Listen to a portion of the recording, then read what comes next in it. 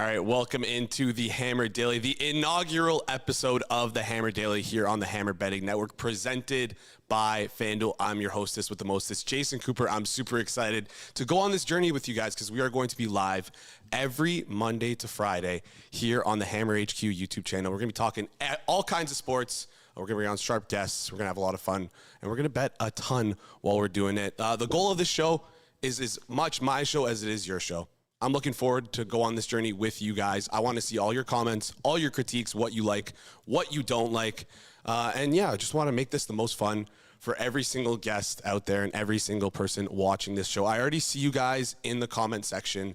I want you to participate. Any questions you have for any guests, any questions you have for me, anything you want to talk about throughout the show, I want to see it in the comment section down below. And we're already firing Frank Laterza. What's the over-under when Jason knocks that protein shaker over? I don't know. I'm going to put it on the floor right now because I don't want to do that. But let's get into this show. Before we do, we just want to quickly run down today's show. As you see on the bottom, there's a little scroll bottom right below us here. Starting off, we have G-Stack George in the leadoff spot. He's going to be recapping Thursday Night Football, talking a little bit Survivor. Then we have Austin Mock to come on to talk a little bit of college football. And then in this third slot, Isaac, he's going to talk a little bit about the U.S. Open. So if anyone's interested in U.S. Open bets, Isaac sent me like 6 different bets right before we went live. So that's going to be a lot of fun to do. And then Hitman to preview the Friday Night Football game between the Chargers and the Chiefs. Quick reminder here, like and subscribe. Do us a huge favor. This is a brand new show, so we're going to need your help growing this thing, right? This is day one. Every single like we appreciate. And yeah, if you can subscribe to the channel as well, you'll get notified every single time we go live. You shouldn't need to be notified. It's the same time every single day, every single week, Monday to Friday, noon Eastern to 1 p.m. I'm here for your lunch hour. Hopefully you guys can eat some lunch, enjoy, and let's have some fun with it. Before we bring on G-Stack George, I want to talk a little bit about Thursday Night Football last night because I was watching the game. I had a lot of fun. I know George and Alex were over on Forward Progress. They were doing the live watch along. If anyone was doing the live watch along, was watching the live watch along, I want to see in the comment section below. Let me know what your thoughts on it were. But that game was such an interesting game to start the season. I mean, right out the gate, we see an injury. Then after that, we see this Jalen Carter spitting situation. Guy carted off the field. Instant flag to start the season. I mean, it's just like football is so back. Getting into the Jalen Carter spitting situation, though, I want to hear everyone's thoughts about this because I was a little pissed off. I survived, but I was an Eagles survivor taker in Circa Survivor, and I was sweating the entire game. That Jalen Carter spitting situation turned everything on its head. That was my one thing I was looking forward to see was how this Eagles pass rush looked without Milton Williams, looked without Josh Sweat. How much of the load would Jalen Carter have to take?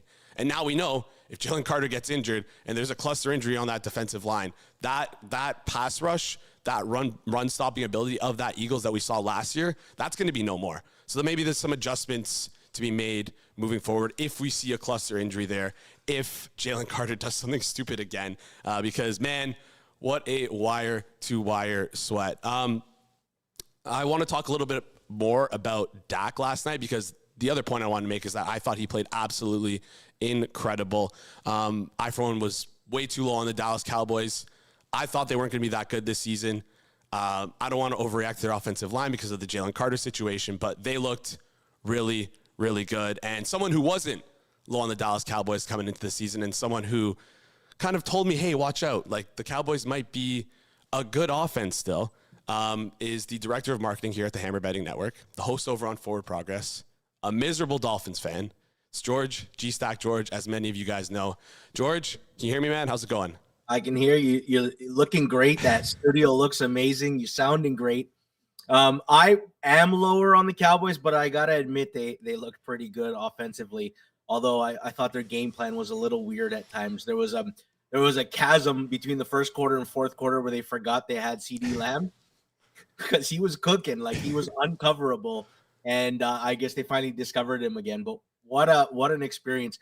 I'll tell you, Jason, I am old because this morning I could not wake up properly, and I forgot about nighttime football, how long the day drags, and it was a reminder that we got 5 months of this. We got 5 months, and George, I wouldn't trade any of it for the rest of the world. I've missed this stuff. I had a great offseason. Offseason's been a ton of fun, but now we're back. We're in the swing of things. I'm super excited for it. George, I want to touch a little bit about game planning because we talked about this before the show. You felt like the Cowboys went away from CeeDee Lamb in the middle of the game, which was kind of questionable. But also I feel like the Eagles kind of did a similar thing where they made this game a lot closer than it should have been, right? We see Devontae Smith only getting 3 targets. We see A.J. Brown getting 1 target, not using those guys as field stretchers as good as they are. Instead, they chose to attack down the middle of the field using their running game. And it was, I mean, again, as a guy who had the Eagles in Survivor, I was sweating the entire time. What do you feel like contributed the most to that game plan?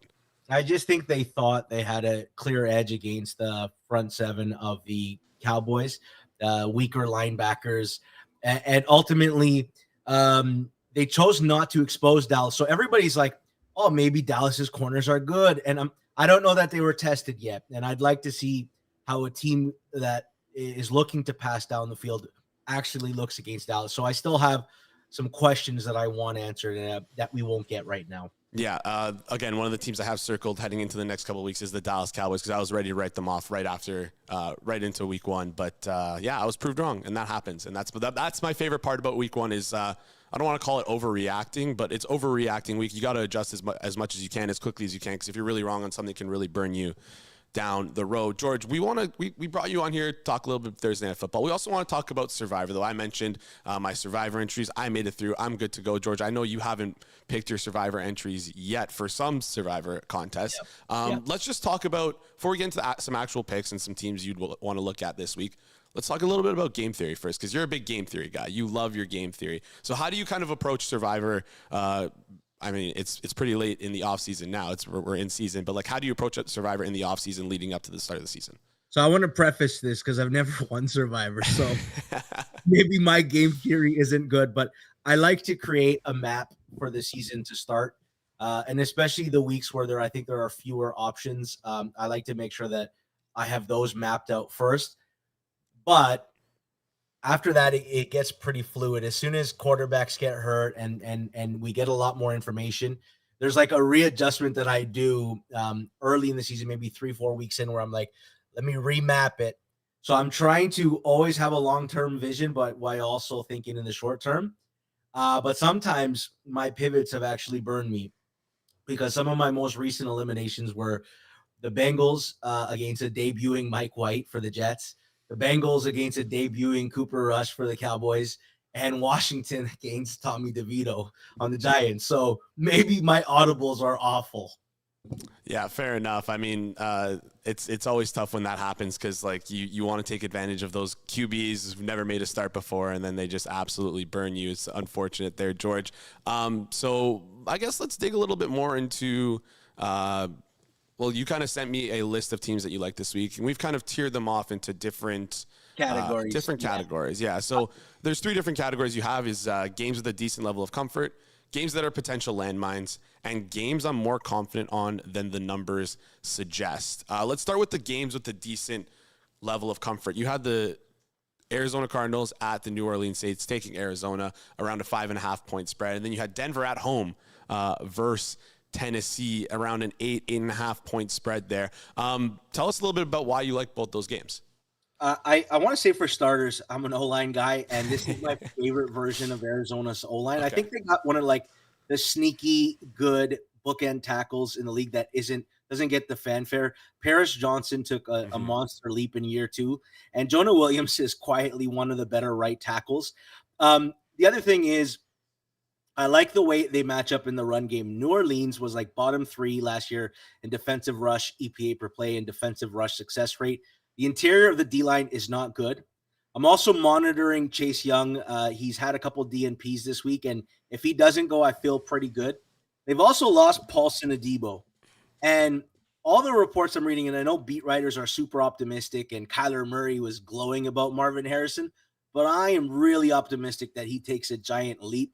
And this Arizona offense feels a little bit more dynamic than ever before. And the other side of the ball, truly, if this was Tyler Shuck, I might have paused because I've never seen him.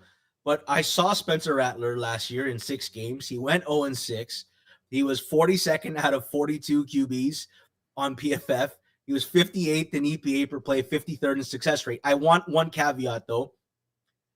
He didn't have Rashid Shaheed for 4 of those games, and he didn't have Chris Olave for 4 of those games. So I'm going to take Arizona. A Survivor Atlas is projecting them at about a 24% ownership.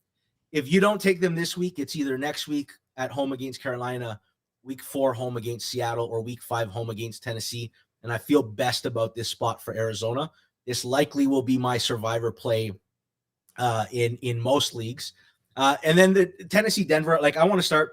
I like Denver's offense. I like this trench battle because I like Tennessee's D-line. Like Jeffrey Simmons and De'Vondre Sweat are big boys, and Quinn Miners is one of the best guards in football. So I'm looking forward to that. Also, L'Jarius Sneed didn't play last year. I wonder how he looks fresh off a year-long injury and what that brings. And then listen, if Will Levis was the QB, I wouldn't hesitate to take Denver. But with Cam Ward, I made the joke a couple times. What if he's Peyton Manning? Yeah, you mentioned it before. Really, here's the real comparison. It's what if he's CJ Stroud or Jaden Daniels, right? The out of nowhere, very good QB. Teams do better than expected. Now, that being said, week 1, CJ Stroud lost 23-9 to the Ravens. Week 1, Jaden Daniels lost 37-20 to the Bucs. Going into Denver on the road against a really good defense is a bad spot, and that's why I feel a comfort level with Denver. Yeah, that's so fair. Denver Broncos do feel comfortable with that defense. They really helps them out a lot. But I'm worried about like Bo Nix. I know that like maybe this is not the spot to be worried about them because I don't think Tennessee's defense is that good. But like I'm worried that Bo Nix is a flash in the pan when it comes to the Denver Broncos, which is why I wanted to push back on the Broncos a little bit. This doesn't feel like to me, I think 8.5 is like a little bit too much. I think it's probably closer to. Go ahead. It's like when the Ravens are like a really good offense is favored by 8.5, you feel comfort that they can get the margin. Denver's not exactly like they won a lot of close games. Yeah. So then, and I truly make the line 6.5. So like I want to bet Tennessee, and yet that doesn't change the fact that I still feel a decent comfort level with Denver as a Survivor team. Yeah, I got it. George, we got to whip through this quickly. I can talk to you about Survivor all day. Just quickly touch on the 2 games that are potential landmines, and then we're going to make a pick together on Survivor. 2 games that are potential landmines, then one more that you're more confident than the numbers suggest. So quickly fire those off for me. Yeah, I think Washington and the Giants is a landmine. Listen, Laramie Tunsil is a good addition. 2 things can be true at once. Washington has improved their O-line, and Washington's O-line is still not good enough. Sam Cosme's on the pup to start the season. The Giants' strength is on their defensive line. Terry McLaurin didn't practice much. He was, battling for the contract. Giants signed Paulson Adebo. Maybe the Giants muck it up and make this like a defensive game. And I don't have comfort level with Washington, even though they probably sneak it through. And the other one is Cincinnati and Cleveland. There's many things to say about this, but here's where I have some like conflicting opinions. I think Joe Flacco in this offense is a lot better than people realize. Like people are treating them as like a bottom 3 offense, and I don't know that that's the case. I'll be curious to see how it looks. But Cincinnati's defense is really, really bad. And then the question is, can Cleveland make 1 or 2 turnovers or game-breaking plays on defense that flips this? Once again, I think Cincy sneaks it out, but I would not take them with comfort. And there's far better spots to use them later in the year. And then the last game where the numbers, I think, don't suggest the edge. I like Jacksonville at home. I feel pretty confident about it. The questions around Jacksonville are their O-line. Carolina doesn't have a D-line to expose that. So they match up really well. They have a lot of corners. And then on the flip side of the ball, if Ike Ekwonu doesn't play, I think Josh Hines-Allen and Trayvon Walker could cause a lot of chaos. Yeah, and I'm big on that upside of the Travis Hunter, Brian Thomas wide receiver room, Trevor Lawrence with Liam Cohen. I really like this spot, George. I agree with you, too, for those 2 landmines. I think we've seen Cincinnati every single year early in the season. There's just something about it, that one game where they make that misstep and they lose, and we see massive entries in pools just evaporated after taking Cincinnati. Go ahead. They played them a bunch in preseason. Yep. Like I think Joe Burrow had 3 drives and they scored. And they cooked them. Yeah. So maybe they're aware of the slow start. Yes. The thing with Jacksonville, 4% ownership this week. If you're like one of those game theory guys who wants to, avoid maybe some mass chaos, maybe that's your play. That being said, Jason, I heard we're gonna have a challenge this year. You and I are gonna see if we can do a combined Survivor that goes the length of the year. So we gotta agree. The 5 games that I kind of broke down. which of those are any of the two games where I have a decent level of comfort on your radar, or do you want to go maybe a little bit against the grain? No, I want to go against the grain here because, again, like selfishly, I took Eagles in my survivor pool, and I'm cheering for chaos in week 1. So I want to take like a low-owned team for our little entry here. I want to take Jacksonville. George, are you okay with that? I know you're higher on them than market, so I feel like that's a good pick coming into week 1. Low percentage zone. We get a unique path. It could be a lot of fun to start the year. I love it. Everybody loves Eric Eager, and you and I just did the Hollywood Hogan heel turn on him. Let's go Jacksonville. Let's get a little risky. I love it. It's the NWO, George. George, I really appreciate you joining us here today. If you want to check out George, go follow him on Twitter at George Tsilfidis. Link will be in the description to his Twitter account. George, we'll talk soon.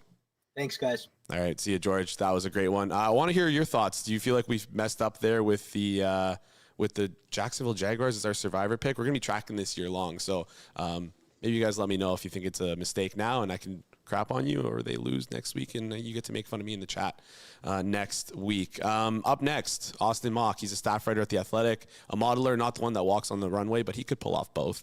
And featured on the Thursday Forward Progress Bets show. Austin's up on the screen right now. Austin, how's it going, man? Doing good. Thanks for having me, Jason. Yeah, I'm really excited to have you here because we're going to talk a little bit about college football. I promise I won't hijack this entire conversation and make it about USC's massive victory in week 1. But let's talk a little bit about week 1 reactions. One of the biggest takeaways for me was the Alabama game. Are you concerned at all about Alabama after they get blown out against essentially what were as double-digit favorites? Is there cause for concern for this Alabama team right now? Yeah, I think definitely. It wasn't a game that I felt that I kept waiting. Like, okay, they got down early. Maybe Florida State's a lot better than we thought. They'll kind of storm back. I never really got that vibe from Alabama. So I think that's the first thing that's really concerning for me is where I was high on them. I thought I had them as like a top 5 team. I had high hopes for Alabama this year, and they just didn't seem like they ever had an advantage. The vibes are bad. I'm not trying to be a vibes-based bettor or anything like that, but it's not good. People are already pulling up the buyout numbers for Kalen DeBoer and stuff. But the biggest concern for me is, per my numbers, their 13th hardest schedule remaining. You got games at Georgia, at Missouri, home against Tennessee, at South Carolina, home against LSU, Oklahoma, at Auburn. Like, my numbers have them more likely to be an 8-4 team than 9-3 right now. And yeah, I think that's about as big of a red flag as you can get. Sound the alarms. I think Alabama's could be in for a rough season.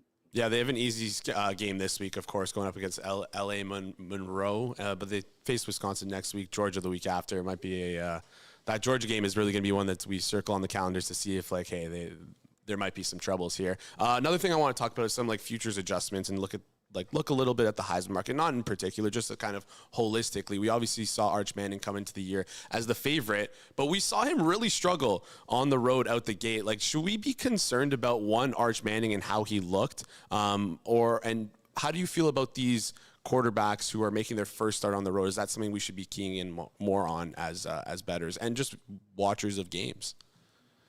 Yeah, I wasn't a buyer of the Arch hype. I'm not gonna sit here and say that he wasn't good, but like, he didn't beat out Quinn Ewers last year. We hadn't really seen much of him, and we were just like, yeah, this is the Heisman favorite. He's gonna go into Columbus and look great.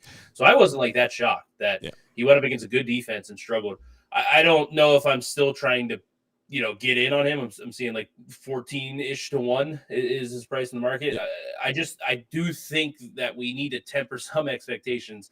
I think we might have went a little bit too much with like the media darling angle of the Heisman and how that works. And obviously if Arch, if they go 11-1 and Arch is great, then he's going to be in the race and deservedly so. But I think it's more of a lesson with these guys. A lot of times at the top of the board in the Heisman, you're probably a little late to the party and maybe look for kind of similar to like playoff betting now is a lot of these teams are going to have losses. You can get in when they suffer that loss and because you're buying low essentially. I think is the better strategy than jumping on the Garrett Nussmeier train right now. Like, I don't know, LSU's probably not going to go undefeated. You could probably get them at a better price. Yeah, 8-1 right now on FanDuel. Garrett Nussmeier, maybe the first overall pick too. We'll see. But I asked you a little bit about the big thing about Arch Manning, the first QB start on the road, it's like kind of a hostile environment. I want to flip over to week 2 because Bryce Underwood looked great in week 1, but we have 15th ranked Michigan heading into Oklahoma. And I mean, Michigan, they're pretty large dogs, plus 180 right now over at FanDuel. Do you think this is the spot for like a number 1 recruit to upset the Sooners, or do you feel like the road game might be a little bit too tough for him? Yeah, it's not a spot that I'm in love with. I guess at the current prices, I would lean Michigan in that regard, but mainly though, I think the other thing that you need to factor in is who else is there. Texas and Arch Manning's, they lost a lot on offense. Like Michigan doesn't. I don't know about their offensive line. I don't love their receiving corps. So you're going into a hostile environment, and you don't have this amazing amount of talent around you. I think, like, obviously Bryce Underwood is a crazy talent himself, but I think he's like probably the most draft eligible type prospect on that roster. And I don't love that going into a hostile environment in Oklahoma. Brent Venables' defense, they blitz. There's going to be it's not going to be easy reads for Underwood. So yeah, I think there's definitely something. First road start, not exactly excited about what a true freshman can do. Obviously, if it's the number 1 recruit in the country, you feel a little bit better about yourself. But I do not factor that in. But it's one of those things where I need a pretty sizable edge to be like, hey, first start. He just turned 18 like 2 weeks ago. It's going to be a little bit of a different test for him than he's probably ever seen before. So yeah, it's definitely a cause for concern. Yeah, 7:30 p.m. game tomorrow, right in that primetime slot. Any other games you're looking forward to, or you have circled that you're either interested in betting on, or like are circling on your calendar saying, "Hey, I need to be in front of the TV for this game"? Yeah, I think one of my favorite, it's like sneaky, is I'm a fan of it's tonight's game, Louisville against James Madison. I think Louisville can kind of be a sneaky team. Miller Moss, as former USC quarterback here. I think he got a little. I think we're like buy low on him and definitely in that offense. Like Jeff Brom, he knows how to score points. I think I've taken them. I know markets have moved as much, but I think this Louisville team can be surprising. I think James Madison's in for a tough one tonight. That's a little Friday night special opposite of the Chiefs, but yeah, I think I'm bullish on Louisville in the former USC quarterback Miller Moss. Are we going to call this an official play here, or is this just like what you're feeling? Like right now, I think on FanDuel, Louisville heavy favorites, minus 14.5, minus 108 on the spread. Totals at 55.5. Am I going to bully you for the first show to lock this in on the record, or how do you feel, Austin? Let's do like I'm scrolling. Let's go minus 17.5 alt spread. Minus 17.5 all spread. Can we get a little fancy there with Let's see. Can we bring that up, Z-Dog? Yeah, we can. Right there. Plus 120. Locking that in. Yeah, right. I'd rather do that than the 14.5 in the. All right, we got a sweat going head to head against Friday Night Football. Austin, I really appreciate you doing that live on the show. Any game on Saturday that you're looking forward to, or any game that you're looking to bet, anything like that? Yeah, I mean, we talked about the Michigan-Oklahoma game. It's kind of a lighter slate. I am interested, opposite of like the UNLV-UCLA. UNLV looked a little rough in the first, and then UCLA got absolutely crushed as a late-night game on Saturday. I'm interested to see how UNLV-UCLA, if UCLA can bounce back, or are they going to be in a rough patch in the Big Ten this year? Yeah, all right. I'll circle that one on the calendar. Austin, I really appreciate you joining us here. Again, you can find Austin's work over on The Athletic. You can also find him here on the Hammer Betting Network on the Forward Progress Best Bets show, the Thursday show, which, by the way, Austin, you guys did a great job yesterday. How do you feel about that? Yeah, it was good. I think you ran through the whole board, talked about every game, a little bit of it's not just segmented into a couple games, the bigger games. We go through the whole board, all 16 games the weekend. I thought it went really well. Sweet. All right, that was awesome. Austin, I really appreciate you joining us. You can find him on Twitter at amock419. Austin, hope you have a good rest of your day. Talk to you soon. Yeah, thank you, Jason. All right, appreciate it, Austin. That was a lot of fun, guys. And this is the middle part of the show. How this show's going to work is we have an A-B slot. We're going to take a little break in the middle, breathe a little bit, and then go into the CD slot. Up next, we have Isaac coming on soon.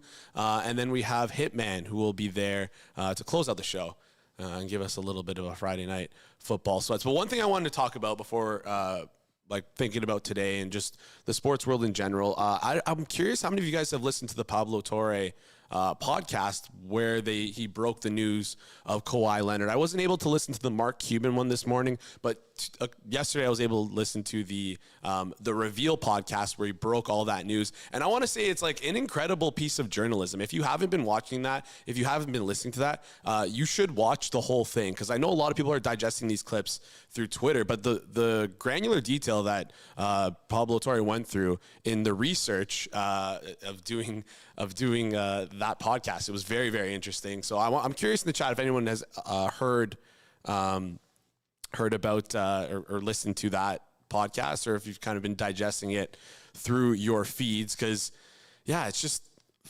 listen, I don't know. I'm not a lawyer. I'm not going to be someone who's going to be an arbiter or who knows what's going on with basketball and collusion. But based on the facts laid out by Pablo Torre, it really seems like there is a greater than 50% chance that there was some collusion here. There was some cap circumvention here, which is pretty scary for the Clippers, because we've seen this in years past with Joe Smith. A lot of people talking about this. They did the three 1-year deals to secure his bird rights, signed that bird rights deal. Contract got voided, and they lost 5 first-round picks to the Minnesota Timberwolves. It was not just a slap on the wrist. The NBA takes cap circumvention very, very, very seriously. So I don't know what's going to happen here, because I don't know. I'm no lawyer. I'm not one to decide what's right, what's wrong. But in my eyes, with the facts laid out, and on top of the fact that they've already tried to investigate Kawhi for this collusion thing years ago, the NBA did. They found nothing, but this is some new stuff that's come to light. It's going to be interesting to see like how they handle that situation. So, if you guys haven't listened to that, you should. And then also, we talked a little bit about that show, the Pablo Torre show on Circle Back, which I was on yesterday. If you haven't checked it out, go check out Circle Back on Twitter, on YouTube, at Circles Off HQ. I think we did a pretty good job. It was me, Kanish, China, and Chris, Flup, Chris Deerkiss. It was a good show. So if you haven't checked it out, make sure you do that. But do that after this show. And if you're still sticking around here, do us a favor. Smash that like button. If you're new to the channel, hit that subscribe button. We can get those like numbers up. We can double it if everyone likes the stream right now, because I see the concurrent views. I see the likes. It's a mismatch. Before we get into Isaac and before we get into other things, I just want to give a quick shout out to our sponsors over at FanDuel.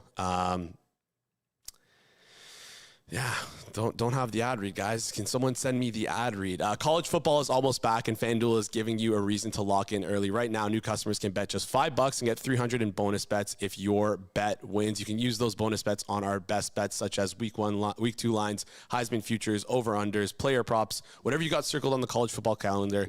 FanDuel is easy to use, safe, and when you win, you get paid instantly. No waiting around, no hassle, just straight to your account. So if you got a team, a take, or a gut feeling before kickoff, now's the time to take back. Just head over to FanDuel.com/thehammer and sign up to get started.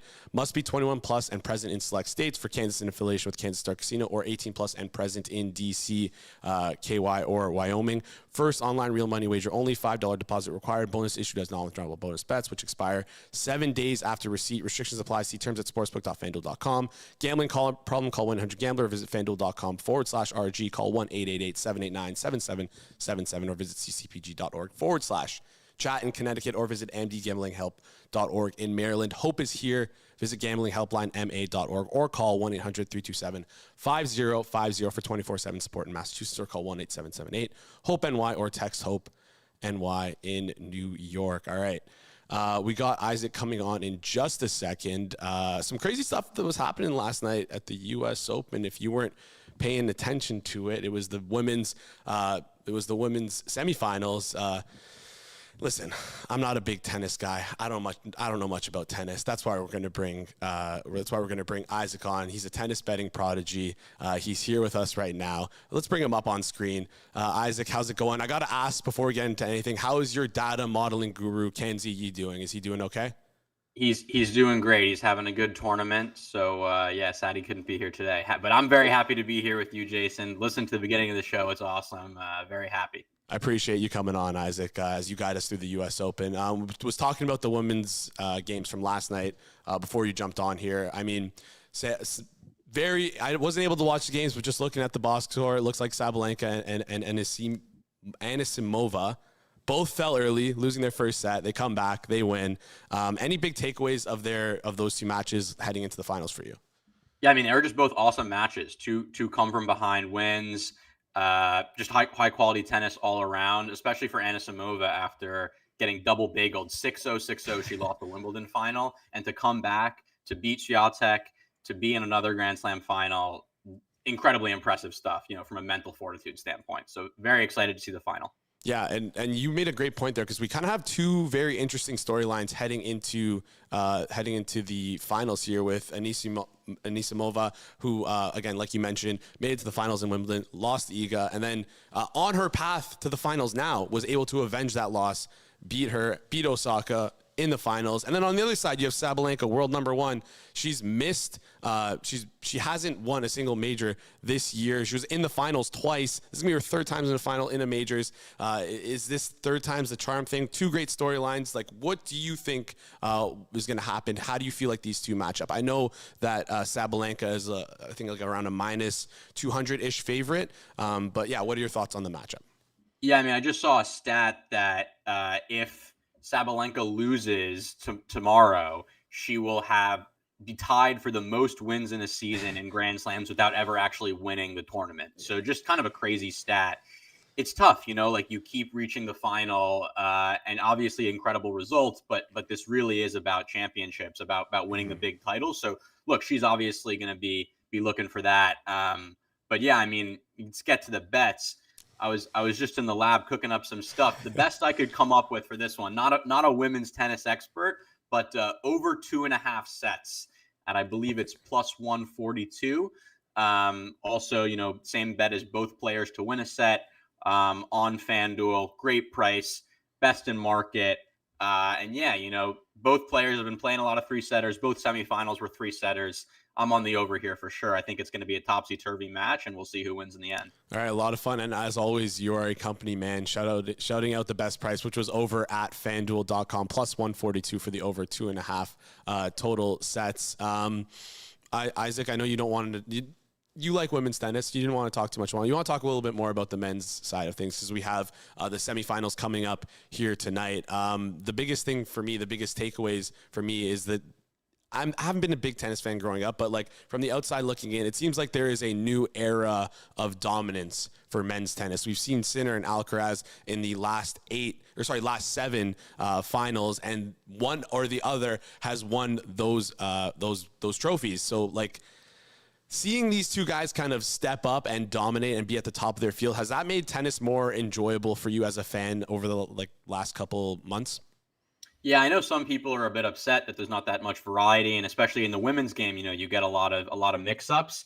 But yeah, for me as a tennis fan, I mean, these guys are just playing phenomenal tennis. Like, the quality is so high. All of their matches are so epic, and it's great that we're getting these on the biggest stages. I'm really looking forward to hopefully a Sinner Alcaraz final on Sunday. But yeah, I mean, for me, just the tennis is great. They got very different styles. Personally, I'm more of an Alcaraz fan. He's got more of the flash. Sinner, kind of more stoic, plays very solid, just really suffocates his opponents. But yeah, for me, it's just a dream come true, right? We had Djokovic, Federer, Nadal, and Murray for so long, really dominating the sport. And now to just have these two guys take up the mantle, it's really great to see. Yeah, it's cool to see. I mean, like, I love watching them play for the few times that I've seen them play. I know you're a very anti-Sinner when it comes to these things. So let's start off with the Djokovic-Alcaraz match. Some interesting stats that you sent me before the match. I'm curious to see who has the advantage in this game, because as players, Alcaraz is the better player. He's around a minus 385 favorite to win this match. But on hard courts, Djokovic is 3-0 against Alcaraz. Do you feel like there's a little bit of room here to find some bets and fire off some things here? Yeah, I mean, it's tough. Alcaraz has been playing lights out tennis. He shaved his head too, so he's looking particularly scary. But yeah, Djokovic has caused him a lot of problems on hard court. At the Australian Open this year, It's a tough one. Some people are going to say this is a bad bet. I'm not going for the money line here, but if you made me pick a side, definitely, leaning Djokovic there at plus 300, but that's not the one for the official record. We got some bangers though. So first up, I think you got it. It's right in the popular page. It should be the history repeating specials, I believe it is. Right. I was looking at these on FanDuel. Some fun bets there. We got Djokovic to win the plus 1,000 there. Djokovic to win the first 2 games. Big fan of this bet. The same bet is basically him starting off the match 2-0, betting on Alcaraz to get broken in his first service game and Djokovic to hold. Look, obviously, not a 50-50 here, but at plus 1,000, this has happened before. Alcaraz has a tendency to start off a little slow. So yeah, big fan of this one. And then also a couple other ones, depending on what people like. I'm a big fan of Djokovic 3-1 at plus 950, I believe it is. The set betting, which should be like right under that one. Basically the logic there being, you lean Djokovic, hard to see him winning this in 5 with the fitness level, but also very hard to see Alcaraz, folding over in 3 sets. So I like the 3-1 there. You're juicing up the money line effectively a little bit. Big fan of that one. And then I'll give out one more. If you are an Alcaraz fan, I think this one is probably the one I'd be least inclined to bet. But if you're an Alcaraz fan, big fan of Alcaraz to win the match and Djokovic to win a set. You scroll all the way down to match and both players to win a set. That one's at like plus 132. Yeah. Perfect. Yeah. So I think that one, you want the Alcaraz money line. You don't want to lay minus 385. You think Djokovic is probably going to get a set in there. So I'm a fan of that one as well. Probably my least favorite of the 3, but if you're an Alcaraz fan, I think that one's good. All right, I love it. You sent me you told me you were going to fire when you came on here. You're going to send us some great bets, and you did that. You showed up for the people, and I think the people appreciate it. These are for the documented record, right? When they all look, people don't realize I only get paid for this if all the bets win. So I'm really invested here. Exactly, I love it. Quickly before I let you out here, I want you to just touch on the other match we have. We have my Canadian friend. Philippe, I cannot pronounce Felix. I cannot pronounce his last name. There we go. And going against Sinner. Is my Canadian comrade cooked? Or how bad is it? I think he was like plus 19. I think he was 19-1 to win this match. So I think it's a tough one. It's tough. Yeah, you got plus 1280 on the money line on FanDuel, minus 3,500 for Sinner. I was really looking for something here. It's really tricky. The best I could come up with is Sinner to start off. If you scroll down, we got Sinner 3-1 at plus 170. Not the set score, but for him to start off after the first 4 games, basically there just betting on the first a quick break in one of the first couple games. First set score after 4 games, 3-1 plus 170. Also, best in market by a decent amount. Shout out FanDuel here, but I think this is a tough one. Sinner's probably going to absolutely steamroll him, but you want that quick sweat right at the beginning. It'll be over in 20 minutes, plus money. Rooting for Sinner. You just need him to break one of the game. Looks pretty good to me, so I'll be on that one. Yeah, and if you're a fan of football too and want to catch some U.S. Open before the game goes live, you can bet that, and you go right into the there we go right into the Friday night football game. Isaac, before I let you go, I appreciate you joining us here today. I believe it's your birthday. Is it tomorrow?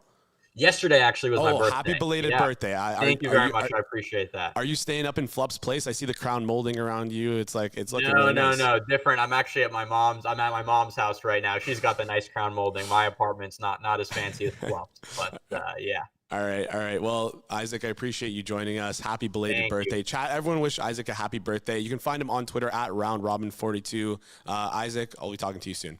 Thank you. Congrats on the new show. All right, thank you. Have a good one. See you, Isaac.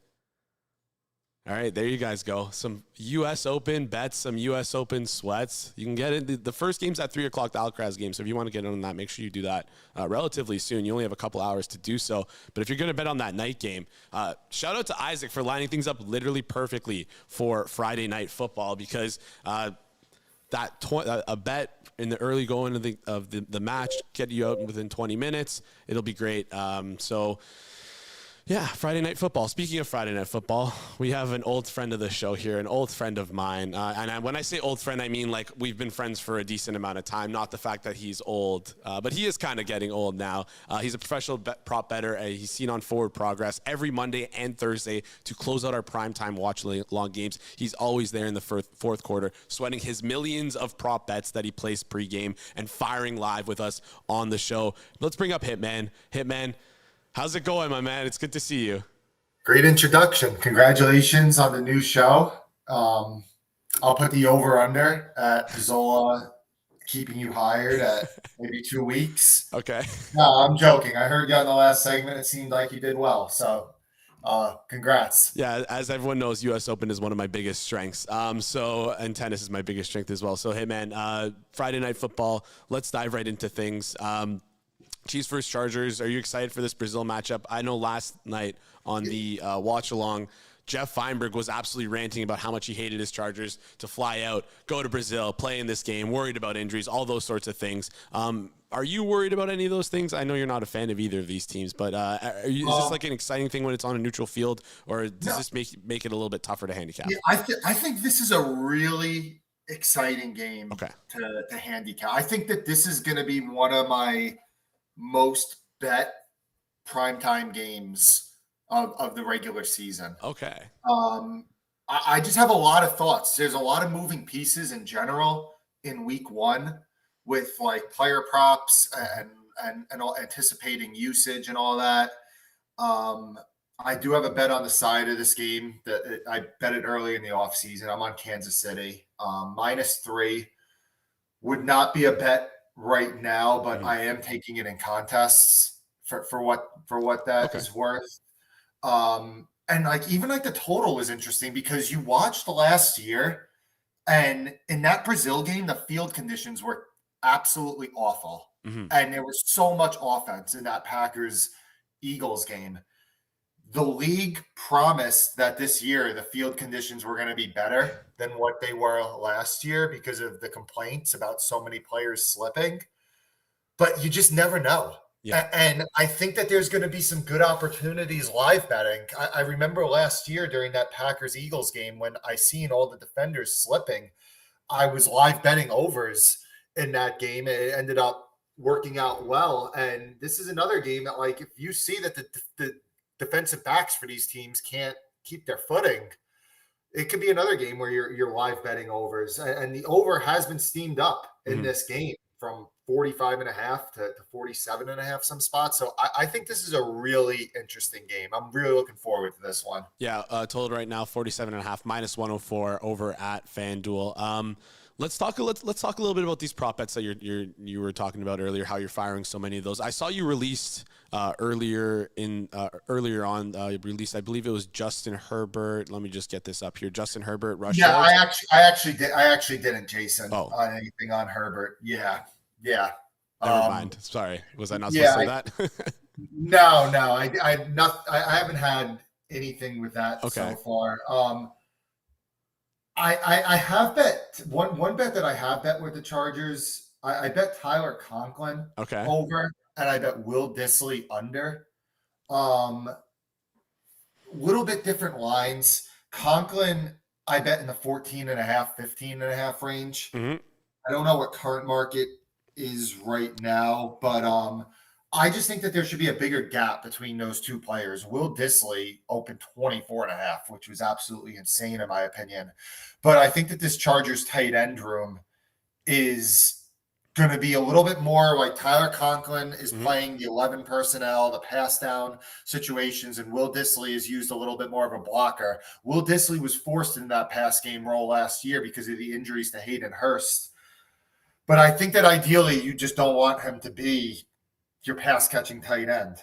So I think that's maybe an angle that's worth looking at. Is if you see those two players equal in their prop lines, I think that Conklin should be a little bit higher. All right, and they're also a little bit correlated. You know, I love my correlated bets here. The under 16.5 for Will Dissly, the over for 18.5 for Tyler Conklin, both at -113 respectively. Also, hey man, I have some breaking news for you. We have to build a SGP for tonight, so I hope you have one ready as we go along the show. Maybe we can cook one up. Let's flip over to the KC side of the ball here, and let's look into their backfield first, because I mean, when Pacheco got hurt last year, we saw Kareem Hunt get a ton of run, and then Pacheco comes back late in the season. We don't know his full status if he came back too early, but as the playoffs went on, the Pacheco usage wasn't really there, and they leaned a lot more on Hunt. And I'm curious if you think we're going to see more so of that happening into this year, or do you think it's going to be Pacheco's backfield from the start? I lean towards, I haven't bet anything with this, but I lean towards Kareem Hunt over yards. And I lean Pacheco under like rush attempts. Don't know if I'll end up firing. Maybe it's, if you do want to think about same game parlay, if you end up being right on that and you think the backfield's a little bit closer than the market is saying, you could same game parlay Pacheco under, Hunt over. You know, in the preseason, they went by a drive, but it was a drive rotation. So like ideally what you'd like to see for like a starting running back, if you thought he was going to be the bell cow, is you'd like to see that he's playing in the preseason, and then when he needs to be spelled, that the other guy's coming in. For the Chiefs, it was more just Pacheco gets one drive, Hunt gets another drive, then Pacheco comes in for the third drive, Hunt for the fourth drive. I do think Pacheco is rightfully so the lead guy in this back, and I do think that he was hampered by that. He had a broken leg last year, so it's tough to come back from that mid-season, which explains why he was so ineffective. But I still think that Hunt's going to have a role for this team. I think that it may be more short yardage. He gets a drive to spell him, but I think that backfield might be a little closer than what the market is saying. All right, fair enough. I think I agree with you there. I think we're aligned on the whiteboard. I wrote down for the producers there, Kareem Hunt first TD maybe. I wonder if he's the first man on the field. Are you gonna be reacting live when the Chiefs get the ball for their first possession and you see either guy come out first? Is there going to be an instant reaction from you, or are you just no, because you know they're going to switch? I would guess that Pacheco gets drive one, Hunt gets drive two, and then maybe Pacheco gets two drives for every one of Hunt's one drive. That's how I would guess that it works out. So there's not going to be a lot early, I think, that really makes me change my mind. Okay. All right. Well, let's stick with the KC weapons here, and let's talk about their let's call it a newer offense, because we've seen some wide receiver turnover. I'm sure they were expecting Rashee Rice to be in for this game, but of course he was suspended for 6 games. So that kind of just leaves Xavier Worthy, and then Hollywood Brown, Juju Smith-Schuster, and a mush of other receivers.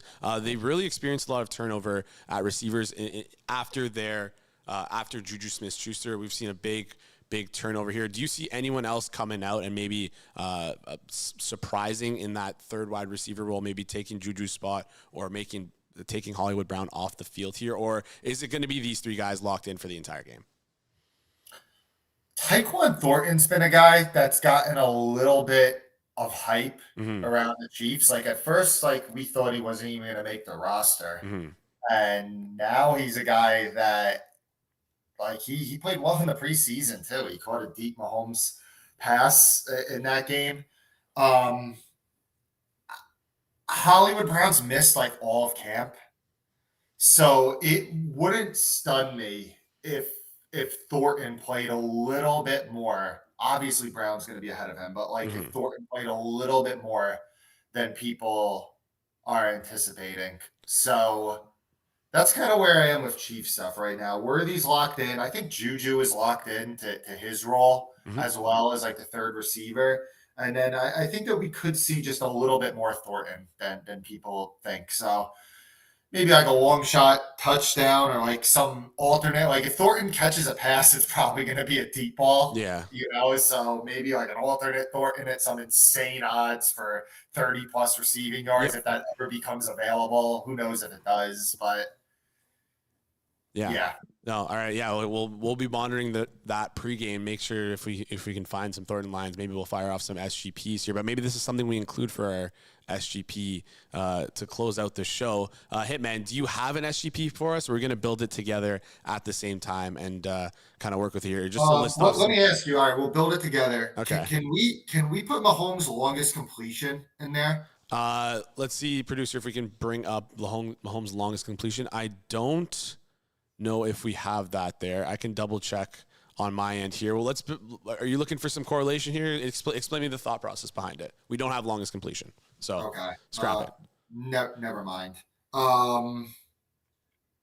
What do we get with a? Let's do the four things I talked about. Okay, Conklin like over and Disley under. Okay. Because again, it's a little bit obviously the algorithm's going to count that it's semi-correlated and everything, but I think. But you're confident about both those, and you think those are wrong numbers. So even without the correlation, like you're fine with it. I mean, again, at current market, it's gotten a little thinner, but I think that's okay. And then can we put in Pacheco under attempts? Pacheco under rushing attempts. Okay. And we'll put in Hunt over rush yards. Pacheco under rushing attempts. 11.5 minus 102. It looks like the best 11.5. It's okay in market. But you know what? We'll go Hunt over 6.5 rush attempts. Okay. You can't do rush attempts. I'm seeing from the producer we cannot do rush attempts here. We'll hammer this out a little cleaner for next time.